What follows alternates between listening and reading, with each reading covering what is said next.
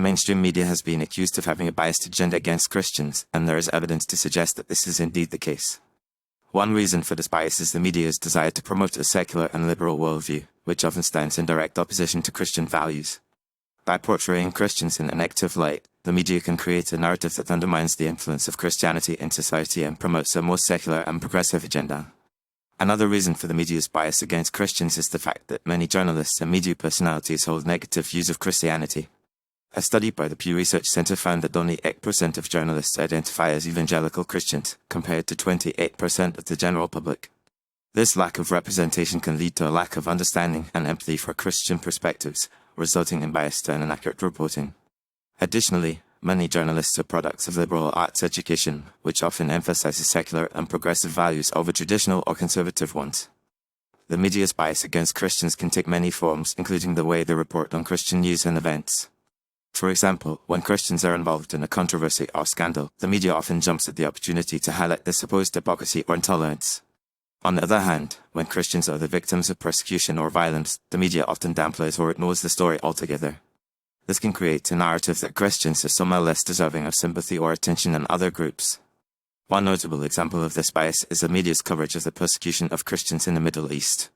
While the media has been quick to condemn the persecution of minority groups such as Muslims and Jews, the persecution of Christians has often been ignored or downplayed.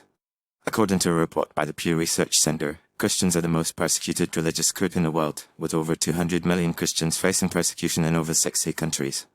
However, the media often fails to report on these stories, preferring instead to focus on the supposed sins of Christians in the Western world.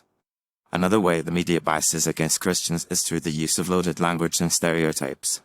For example, Christians who hold traditional views on issues such as marriage and sexuality are often labeled as bigots or homophobes, while those who hold liberal views are praised as progressive and open-minded.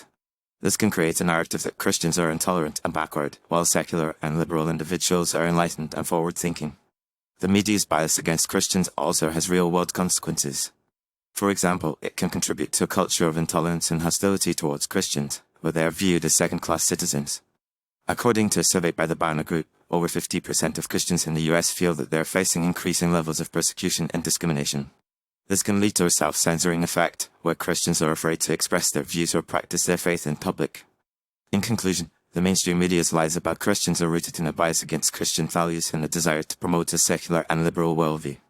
The lack of representation of Christians in the media, combined with the media's loaded language and stereotypes, can create a narrative that undermines the influence of Christianity in society. By ignoring or downplaying the persecution of Christians, while highlighting their supposed sins, the media can create a culture of intolerance and hostility towards Christians. It is essential for Christians to be aware of this bias and to seek out alternative sources of news and information that promote a more balanced and accurate perspective.